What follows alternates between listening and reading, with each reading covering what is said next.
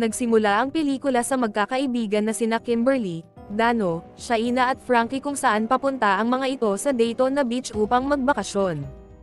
Habang naghihintay ang mga ito na magkulay berde ang traffic light ay may isang matanda ang lumapit sa kanila at naglaglagan ang mga dala nito kaya naman pinagtawanan nila ito.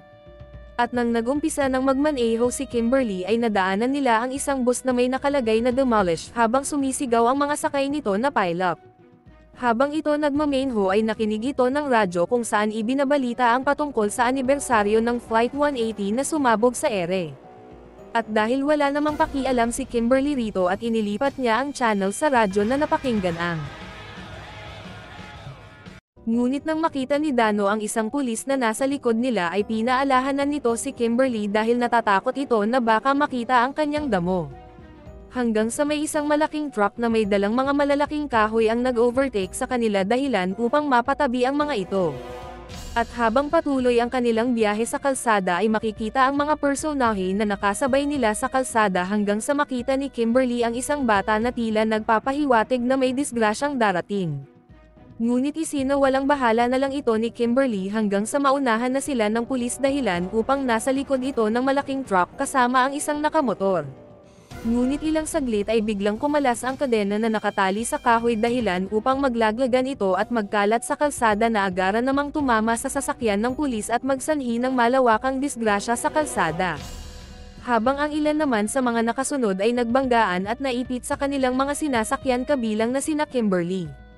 Kaya naman nang tumaob ang kanilang sasakyan ay nakita nila ang isang lalaki na nanghihingi ng tulong upang makaalis sa kanyang sasakyan hanggang sa may isang truck ang bumangga rito at tila papunta rin ito kina Kimberly.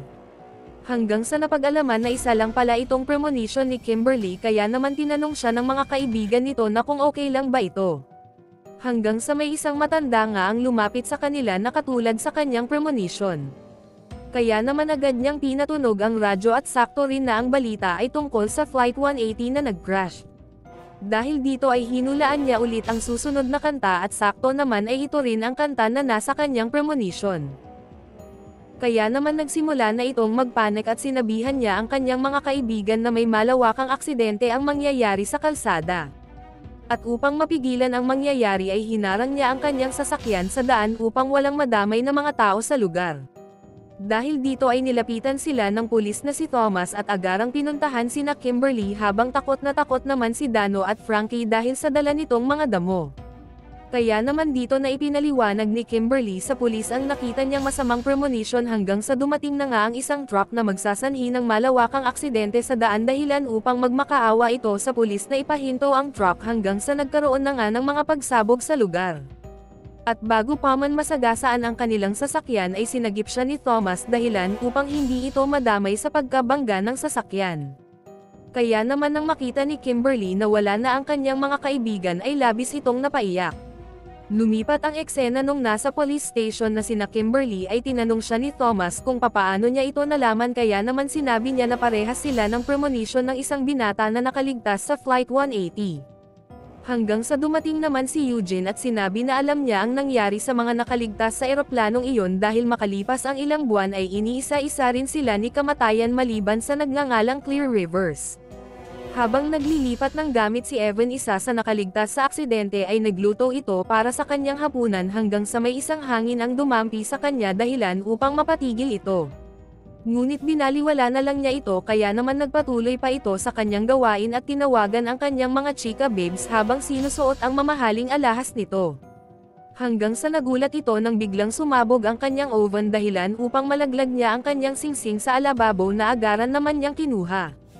Ngunit nang ito ay makuha na niya ay hindi na niya magawang mailabas ang kanyang kamay habang nasusunog na ang kanyang niluluto. Kaya naman dito na nagsimulang kumalat ang apoy at sa kabutihang palad ay nakuha na rin niya ang kanyang kamay ngunit tila trip na siya ni kamatayan dahil biglang nagsara ang mga bintana nito. At bago pa mang tuluyang sumabog ang kanyang kondo ay nakababa na ito gamit ang hagdan na papunta sa ibaba at nang ito ay nakababa na ay bigla naman siyang nadulas sa kanyang tinapon na spaghetti at sabay bumagsak sa kanya ang hagdan na kumuha sa kanyang buhay. Lumipat ang eksena kay Thomas kung saan nag-research ito patungkol sa mga survivors sa Flight 180 na iniisa-isa silang sinusundan ni kamatayan hanggang sa makita nito ang binatang nagkaroon ng premonition na si Alex. Kaya naman napag-alaman nito na pati ito ay nasawi sa isang aksidente at natatanging survivor na lang ay ang kanyang girlfriend na si Clear Rivers. Habang pinuntahan naman ni Kimberly sa isang mental si Clear upang makaharap niya ito at makausap patungkol sa nangyari sa kanya, at nang makita na niya ito ay dito niya napag-alaman na alam na ni Clear na pupuntahan siya nito. Kaya naman hindi nito maiwasan mapatanong o ano ang dapat gawin nito upang makaligtas, ngunit sinabi nito na wala siyang magagawa dahil sinusundan siya ng kamatayan kahit saan siya magpunta, dahilan upang magkulong ito sa kwarto na pinapaligiran ng malalambot na pader at kama. Ngunit tila nagalit si Kimberly kay Clear dahil wala itong maitutulong sa kanya, kaya sinabihan niya ito ng duwag at sabay nang umalis. Lumipat ang eksena sa mag-ina na si Nora at Tim kung saan nagpapabunot ito ng ngipin sa kanyang bagang habang walang kaalam-alam ang mga ito na may isang tumutulo ng tubig papunta sa saksakan ng kuryente. Habang siya ay binubunutin ay may mga kalapati ang pilit na pumapasok sa bintana ng klinik na tila may kinalaman ito sa pagkakaaksidente ng mag-ina. Habang si Nora naman ay tila nagkaligtas sa isang ground na nanggaling sa labasang saksakan. Kaya naman nang sila ay papauwi na ay bigla silang tinawag nila Kimberly at Thomas upang balaan patungkol sa mga kalapati, ngunit dahil sa kabagokan ni Tim ay nilapitan niya ang mga kalapati dahilan upang magliparan ito at mapunta sa isang construction worker at nabagsak nito ang isang malaking bakal na yamari kay Tim. Habang nag-uusap sina Kimberly at Thomas ay biglang dumating si Clear upang sila ay tulungan hanggang sa dalhin sila nito kay William Bloodworth, kung saan pinakiusapan nila ito kung paano nila mapipigilan ang kamatayan. Ngunit sinabihan sila na hindi sila makakatakas rito maliban na lang kung malagpasan ng isa ang kanyang kamatayan upang maipasa muli sa kasunod, at dito na nakita nila Clear na cremate ang katawan ng nanalo sa loto na si Evan. Habang nagpapagasolina sila Kimberly ay nagkaroon na naman ito ng premonition patungkol sa babaeng buntis na nakaligtas sa highway, kung saan nakita niya ito na nalulunod sa lawa. At upang maligtas nila ito at bigyan ng isang babala ay hinanap nila ito gamit ang plate number ng kanyang sasakyan, at napag-alaman rin nila na ito ay si Isabela. Kaya naman ipinatawag nila Kimberly ang mga personahe na nakaligtas sa aksidente sa daan upang sabihan na kailangan na nilang mag-ingat, at binigyan rin nila ang mga ito ng mga telepono upang madali lang sila nitong tawagan at bigyan ng babala. Lumipat ang eksena kay Rory, isa rin sa nakaligtas ay nagsabit ito ng isang gamit sa aparador hanggang sa biglang maglaglagan ang mga gamit nito hanggang sa nakakita ito ng isang senyales ng isang anino ng lalaki na may hawak na isang kawit. Habang nasa elevator na sila Eugene at Nora ay nakasabay nila ang isang lalaki na may dala-dalang kamay ng mga manika. Kaya naman nang makita nila Clear ang senyales ay agad niyang pinuntahan si Nora, habang si Thomas naman ay tinawagan si Nora upang balaan na may masamang mangyayari sa kanya. At nang mahulog ang telepono ni Nora ay agaran niya itong dinampot habang walang kaalam-alam na sumabit ang buhok nito sa nakakawit na manika hanggang sa tumayo na ito dahilan upang mapa-address ito sa sakit. Ngunit sa kasamaang nang papataas na ang elevator ay naipit ang ulo nito dahilan upang masakal ito, habang sila Eugene naman ay pilit na tinutulungan si Nora na buksan uli ang elevator, ngunit sadyang hindi nila ito mabuksan. Hanggang sa dumating na rin si Kat at Clear upang tulungang makaalis si Nora sa elevator, ngunit sa sobrang higpit na ng pagkakaipit ay naputol na ito dahilan upang lalo pa silang matakot. Kaya naman sa takot ni Eugene ay bumalik ito kina Kimberly, at dahil sa takot nito ay kinuha nito ang baril Thomas upang kuhain ang kanyang buhay. Ngunit tila hindi pa niya oras dahilan upang hindi pumutok ang baril sa kanya. Lumipat ang eksena kay Isabela na ikinulong sa isang police station sa utos ni Thomas upang mapatilihing ligtas ito at hindi mangyari sa kanya ang premonition ni Kimberly. At dahil sa hindi niya alam kung ano ang nilabag niya ay pinagalitan niya ang isang pulis na nagbabantay hanggang sa sumabog ang panubigan nito na nangungulugan na siya ay manggang-anak na. Kaya naman nang makita na ito ng pulis ay agad siya nitong idinala sa hospital upang maging maayos ang panganganak nito. Habang makikita naman sina Kimberly na papunta na kay Isabela hanggang sa mapag-usapan nila na bawat isa sa kanila ay malapit na ring mamatay bago pa man mangyari ang aksidente sa naturang highway. Ngunit lalo pa silang nagtaka nang malaman nila sa isa't isa na bawat aksidente na nalalapit sa kanila ay magkokonektado. Habang nagmamadali ang bawat isa sa kanilang pupuntahan ay biglang pumutok ang gulong ng sinasakyan nila Isabela hanggang sa magkasalubong ang mga ito dahilan upang magkaiwasan ang dalawang sasakyan hanggang sa mawalan ng kontrol sina Kat at pulis na kasama ni Isabela. Hanggang sa mapunta sila Kat sa isang tabi at napunta sa mga bakal na bumasag sa kanilang sasakyan at muntik nang tumaral sa ulo ni Kat. At dahil sa mga anak na si Isabela ay walang magawa ang pulis sa kanila upang tulungan, kaya naman tumawag na lang ito ng ambulansya upang tulungan sila Kimberly. Habang makikita naman na nasugatan si Eugene dahilan upang manghina ito, habang si Kat naman ay naiwan sa loob ng sasakyan dahil sa nakaipit na kahoy sa kanyang binti. At nang nakarating na ang mga ambulansya ay makikita na napadaan ito sa isang matulis na bato dahilan upang mabutas ang makina nito at lumabas ang gas nito sa sasakyan.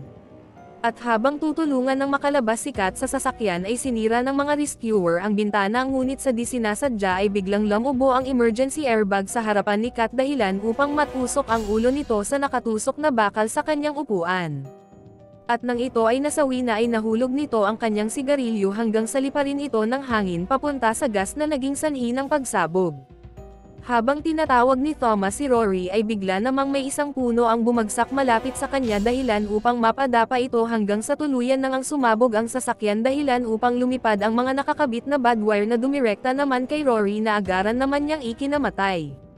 At nang makita nila Kimberly ang nangyayari sa kanilang kasamahan ay agaran na nilang pinuntahan si Isabela sa hospital upang tulungan.